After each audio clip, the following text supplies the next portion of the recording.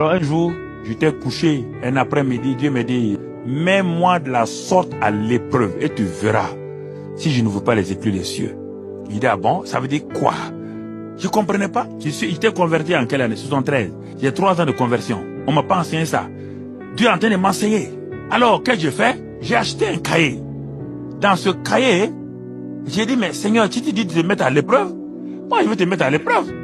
J'ai dit, je touche un salaire X actuellement. Mais je vais te demander 10 fois ce salaire-là. Même nos ministres n'ont pas ce salaire-là. Le président avait ça tout juste un peu plus. Ceux qui avaient ce salaire-là, ce sont les expatriés français qui sont venus en Afrique pour travailler. On a bonifié leur salaire de fait qu'ils sont expatriés, tout ceux qui avaient ça.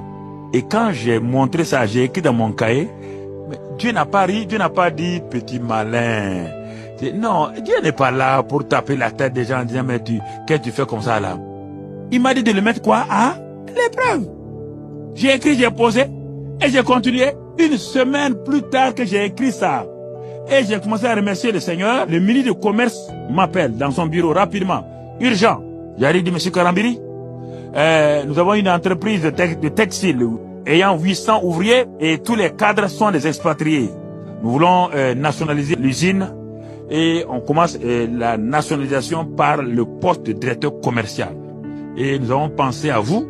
En réalité, je n'étais pas trop intéressé parce que je ne voulais pas quitter la capitale à l'époque.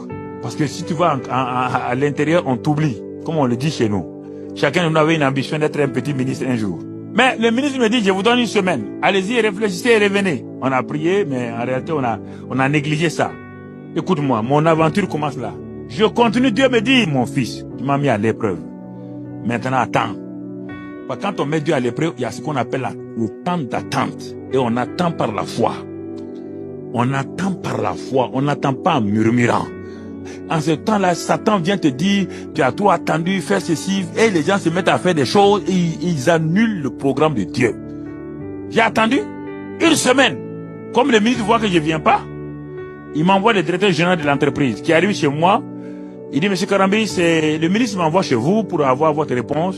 Bon, il a dit, on va vous donner une grande villa avec des boys cuisiniers et tout. J'ai dit, bon, je passe à Ouara, mais ça ne fait rien. Je me débrouille déjà. Il a dit, bon, on va vous donner une voiture de service. J'ai déjà une voiture de service. Il a donné tous les avantages. Rien. Et à un moment donné, il dit, Monsieur Karambiri, si vous venez chez nous actuellement, voici, nous allons vous donner tel salaire. Mon frère, c'est qui était écrit dans mon cahier, il a donné ça. Dès qu'il a donné, il dit, monsieur le DG, demain, je suis dans votre entreprise. Je l'ai mis à l'épreuve et il me donne ça. Donc, je touchais plus que des ministres, je touchais plus, tout. Tu entends? Depuis ce jour-là, jusqu'à aujourd'hui, plus jamais je n'ai manqué de quelque chose. Dieu a menacé celui qui dévorait. Et c'est dans ce temps-là que Dieu m'a parlé quand j'étais là-bas maintenant. Un samedi matin, j'étais assis sur ma terrasse, je méditais, je lisais la Bible. Dieu vient et dit, je te donne le Centre international d'évangélisation, mission intérieure africaine. Prends ton bic, je prends. Il dit, dessine, regarde. Voici l'église est ici. Voici, les bureaux sont là. Les écoles sont là. Regarde, le centre audiovisuel est là. Il parle de télévision. Mais il n'a pas de télévision, il dit centre audiovisuel. Parce qu'en quelle année? 78 et 80. Donc, il a tout donné. Il dit, bon, va donner à un dessinateur. J'ai donné au dessinateur, il a tout dessiné.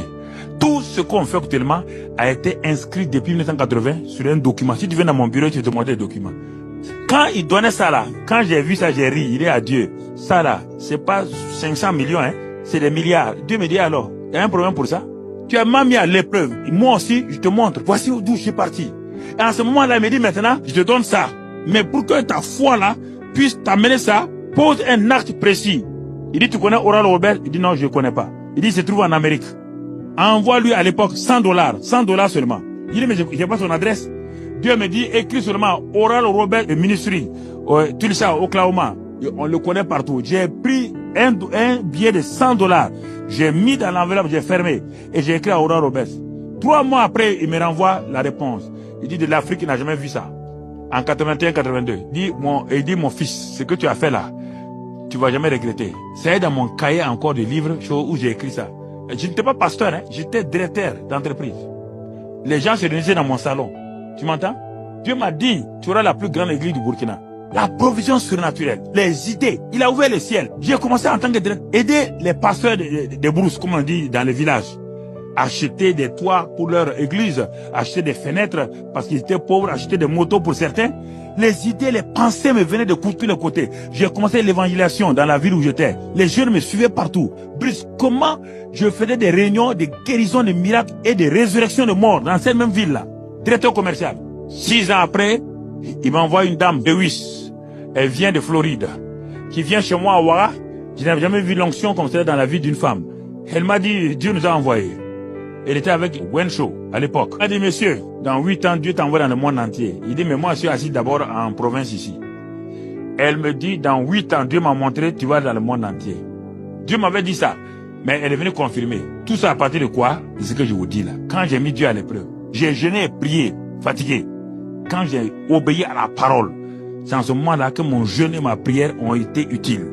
Et en pleine révolution, on ne voulait même pas qu'on parle de Dieu. C'est en ce moment que Dieu m'a élevé de cette ville-là pour m'amener dans la capitale. Le président de l'époque, à l'époque, Sankara, il savait que je suis chrétien. Et on disait qu'on combattait les chrétiens. C'est en ce moment que moi, on m'élève comme directeur général de la plus grosse société du pays. On m'établit comme vice-président de la chambre de commerce, comme vice-président du conseil économique et social, président de la compagnie aérienne. C'est en ce moment que je suis monté en flèche en pleine révolution.